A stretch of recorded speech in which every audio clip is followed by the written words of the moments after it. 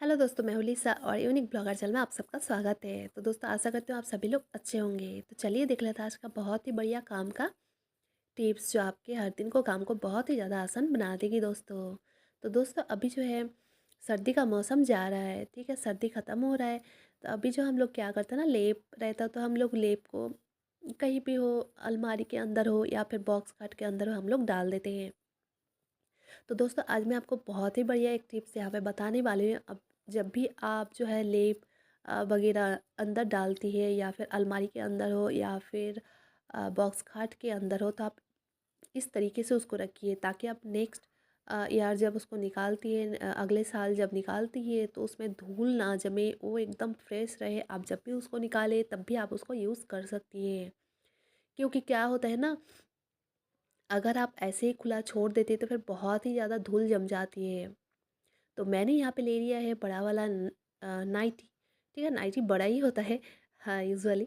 तो बड़ा वाला नाइटी आप ले लीजिए, जो रखा रहता है नाइटी। तो पुराना वगैरह नाइटी तो सभी के घर में रहते हैं, जो लोग होता है ना यूज़ नहीं करते हैं, तो सभी के घर में रहते हैं नाइटी। तो आप इस तरीके से नाइटी लेके जो है उसको पूरा कवर कर दीजिए, उसको पहना दीजिए। उसके बाद आप रबर से या फिर अ, धागे के साथ, मोटे वाले धागे के साथ उसको, उसका जो है दोनों तरफ का मुँह आप बंद कर दीजिए।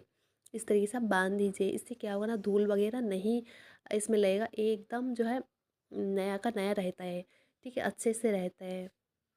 तो देखिए, आप इस तरीके से कर सकते हैं। अगर नाइटी पुराना नाइटी नहीं है तो पुराना अगर कुर्ती हो, राउंड टाइप का जो कुर्ती रहता है, आप उसमें भी कर सकती है दोस्तों। तो उस तरीके से कवर करके आप रखती है ना, तो फिर बहुत ही अच्छा रहता है।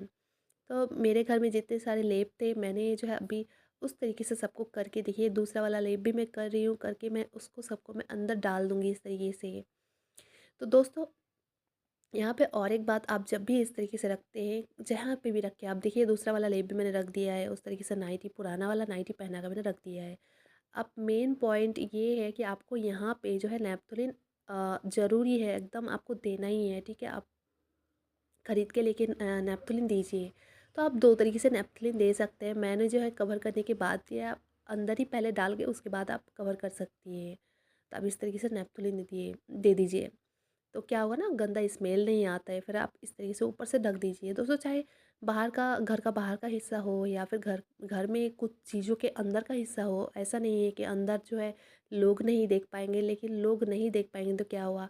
हमें तो पता है ना कि अंदर का चीज़ बहुत गंदा है या फिर साफ़ सुथरा है, तो आपको खुद को भी ना अच्छा लगता है कि मैंने जो चीज़ करी है, जो काम करी है, बहुत अच्छे से करी है और वो बहुत दिनों तक अच्छा रहेगा, है ना दोस्तों? तो आप भी कोशिश करें कि अंदर का सामान का मतलब है कि बॉक्स खाट के अंदर का सामान, अलमारी के अंदर का सामान, वो भी जो है आप सजा गुछा के रखें दोस्तों। तो चलिए दोस्तों, देख लेते हैं आज का नेक्स्ट टिप्स। तो नेक्स्ट जो टिप्स है दोस्तों, इस तरीके से जब भी आप कोई पराठा बनाती है या फिर लूची पूड़ी कुछ भी आप बनाती है, तो अगर आपको लगता है कुछ चटपटा खाने का मन कर रहा है, लेकिन जो है आपका अ, जो है इतना जो है आपको मतलब खाटने का मन नहीं है, या फिर आपका तबीयत भी ख़राब है, या फिर घर में हो सकता है कि कुछ स्टफिंग के लिए कुछ नहीं है। अगर ये सब रीज़न है तो आप एक काम कीजिएगा। आप प्याज तो हर किसी के घर में रहते हैं, प्याज रहे या फिर कुछ भी रहे, तो यहाँ पे मैंने प्याज दिया है, हरी मिर्च दिया है, गाजर दिया है। तो उससे जो मैंने स्टफिंग बना लिया है दोस्तों। अगर आपका चटपटा खाने का मन रहता है लेकिन करने का, खाटने का मन नहीं रहता, तो आप इस तरीके से जो है कर सकती है दोस्तों। और इसका प्रोसेस भी आप देख लीजिए, मैंने चारों तरफ से काटने के बाद मैंने इस तरीके से कर लिया है। और इस तरीके से आप पराठा भी बहुत ही ईज़िली बना सकती है दोस्तों। सिर्फ अगर स्टफिंग नहीं रहे तो आप ऐसा कर सकती है, अगर मन रहता है या फिर काटने का मन ना हो ज़्यादा, तो आप इस तरीके से कर सकती हैं। और यहाँ पे मैंने और एक टिप्स बताई, मतलब एक ही काम में मैंने 3 आपको चीज़ दिखाई, क्या कि आप किस तरीके से जो है पराठा बना सकती है ईज़िली, है ना? इस तरीके से आप पराठा बनाइए, ईज़िली बन जाती है दोस्तों। प्रोसेस आपने अच्छे से देख लिया होगा। फिर आप घी के साथ सेंक लीजिए, तेल के साथ सेंक लीजिए या फिर बटर के साथ सेंक लीजिए। इससे क्या होता है ना, जो लोग मतलब और एक तरीके से जो पराठा बनता है, से पराठा का शेप बनता है, पराठा का शेप बहुत कोई नहीं बना पाते हैं, तो आप इस तरीके से बना सकते हैं। बहुत ही ज़्यादा ईज़ी रहता है, ठीक है? नए गृहिणी के लिए बहुत ही ज़्यादा बढ़िया ये टिप्स होगा और इसको खाने में भी अच्छा लगता है। आप आपके अगर स्टफिंग नहीं है तो आप इस तरीके से स्टफिंग डाल दीजिए और फिर आप इसको आप सॉस के साथ खाइए दोस्तों, बहुत ही बढ़िया लगता है। कभी कभी ऐसा भी होता है ना कि मन नहीं करता है ज़्यादा काटने का, हम सोचते हैं कि इजीली कौन सा चीज़ होगा, क्योंकि स्टफिंग करने में तो टाइम आपको लगता है, एक्स्ट्रा से आपको स्टफिंग करनी पड़ती है, फिर एक्स्ट्रा से जो आटे को आपको गूँथ के रखनी पड़ती है, ठीक है। तो आप ऐसे कर सकती है और उसको टमाटर के चटनी के साथ सॉस के साथ आप खा सकती है, और वो टमाटर का सॉस भी मैंने ही बनाया है।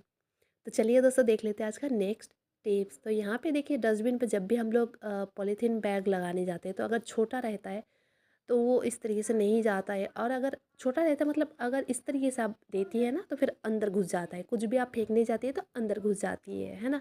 फिर डस्टबिन जो है गीला हो जाता है। तो आप इस तरीके से कीजिए, आप उसको पहना दीजिए। डस्टबिन को पहनाने के बाद फिर आप अंदर से हाथ डाल के उसको अंदर तक कर दीजिए। इससे क्या होगा ना, अंदर जब भी आप कुछ फेंकती है तो इससे जो है पॉलीथीन बैग अंदर नहीं जाती है, वो ऐसे ही चिपका रहता है। तो चलिए दोस्तों देख लेते हैं आज का नेक्स्ट और बहुत ही बढ़िया टिप्स। तो ये ना मतलब इतना अच्छा आइडिया है, मैं आपको बताती हूँ, ये बहुत ही अच्छा आइडिया है। तो दोस्तों अभी जो सर्दी का मौसम है, धनिया का पत्ता मिलता है, लेकिन गर्म का मौसम आ जाएगा ना, फिर धनिया का पत्ता नहीं मिलेगा। और धनिया का पत्ता जो है सब्जी में जब देते हैं तो एकदम चार चांद लग जाता है ना, सभी लोग पसंद करते हैं सब्जी में देके, कोई कोई पसंद नहीं भी करते। तो देखिए मैं यहाँ पे इसको स्टोर करने वाली हूँ, एकदम पूरे 1 साल आप इसको स्टोर कर सकती है। तो पहले आप अच्छे से धो लीजिए, उसके बाद आप एक सूती का कपड़ा में रख के इसको अच्छे से फ़ैन के नीचे जो है सुखा लीजिए। ये स्टेप करना बहुत ही ज़्यादा ज़रूरी है।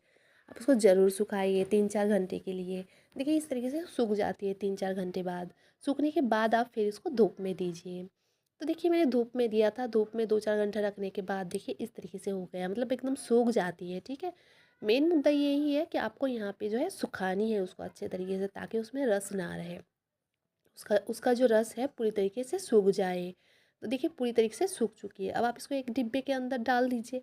इससे क्या होगा ना, जब भी आपको सब्जी में देनी होती है आप निकालिए और डायरेक्ट सब्जी में दे दीजिए। तो इस तरीके से आप स्टोर कर सकती है 1 साल तक धनिया का पत्ता।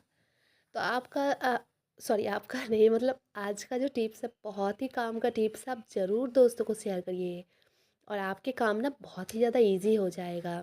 कुछ मैंने कोशिश करी है नया नया टिप्स आपको दिखाने की। तो दोस्तों चलिए देख लेते हैं आज का नेक्स्ट टिप्स। तो यहाँ पे मैंने ले लिया है आटा। जब भी हम लोग आटा को छन्नी की मदद से छानते हैं ना, तो कभी कभी क्या होता है, आटे मतलब भीगा भीगा टाइप का रहता है, और फिर छन्नी के नीचे वो नहीं जाती है, मतलब जब इसको इस तरीके से छानते हैं तो नहीं जाती है। तो आप एक काम कीजिए, आपका चूड़ी ले लीजिए, चूड़ी को रख के आप आटे को इस तरीके से छान छान लीजिए, तो फिर इजीली हो जाती है। और अगर पैसा वैसा दे के आप करती है तो फिर गंदा लगता है, और चूड़ी आपका खुद का है, आप उसको अच्छे तरीके से क्लीन करके इसको इस तरीके से काम में लगा सकती है। बहुत ही बढ़िया आइडिया है। अगर आपका जो है आटा इस तरीके से छन्नी में नहीं होता है, तो आप चूड़ी रख के कर सकती है दोस्तों, काम आसान हो जाती है। तो दोस्तों आशा करती हूँ आपको आज का जो टिप्स है पसंद आया है। पसंद आया है तो आप ज़रूर मेरे चैनल को सब्सक्राइब कीजिए और एक लाइक ज़रूर दीजिए। तो चलिए आज के लिए बस इतना ही, फिर मिलेंगे कुछ नए आइडिया टिप्स एंड ट्रिक के साथ। तब तक के लिए टेक केयर।